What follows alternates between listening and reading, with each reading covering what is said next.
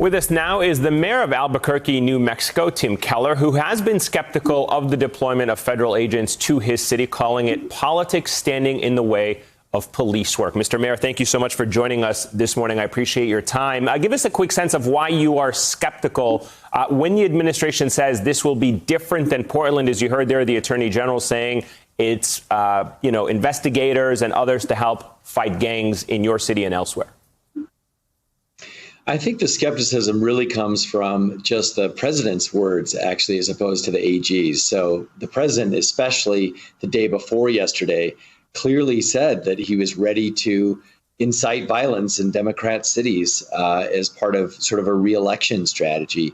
And so for us, we've seen what's happened in Portland. I mean, 2 weeks ago, they were just there to protect a building, and then we see them picking up people in unmarked vans. So we're just really worried about a bait and switch. And unfortunately, you can't really take the AG at his word these days because of either something else going on or because the president overrides it. The acting the Department of Homeland Security Secretary Chad Wolf said that he doesn't need the invitation of local mayors or local officials to do his job. Did the administration reach out to you before making the announcement, and have they since reached out to you to give you any more details about it? This is also what's so interesting about this program. They always reach out to us, and we have numerous documents, memorandums of understanding and agreements that outline, what's in scope and what's out of scope, because we do work with the feds daily. But we got nothing formal, nothing in writing on this at all.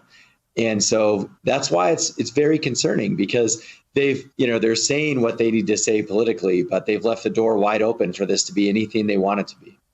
I know that you said that there could potentially be the bait and switch, and that's why you're skeptical. But violent crimes, while they are slightly down in Albuquerque, the city still does have a significantly higher violent crime rate than the U.S. as a whole. You even called on the state of New Mexico last year to help you out. If this is a real crime-fighting partnership, as Bill Barr described there, could you, in fact, use that help? This is something where the answer is absolutely. So if something is in step with our community and the values that we hold, we would welcome the assistance. And we're not holding our breath because we're still waiting on $10 million that we were promised a couple of months ago from the same AG. And so for us, we keep asking for help. We do, and we say, let's do it together. Let's do it in step with our community. And then the funds never come. And then there's an alternative program, announced at a press conference. And so that's why it's been really challenging to get actual help that we know our department needs. And we do have the largest department in the state. So I also I know the Homeland Security Secretary has the ability to do what he's talking about, but you can't really come into a city as big as ours in a rural state and get much done without working with our police department. What, in your eyes or the city's eyes, would be the federal government overstepping its bounds? And if so, if they do, in fact, overstep their bounds, what do you plan on doing to prevent them from continuing that? Is there any legal recourse for you once you've identified them doing so? For us, federal authorities do still have to adhere to city ordinances. So part of their oath is they've got to follow all the laws, even the local laws in the jurisdiction. For us, we are an immigrant-friendly city, and so that means there can be no targeted roundups of folks who are undocumented. We also protect the right to protest peacefully, and so there should be no clandestine operations against protesters or targeting people of color.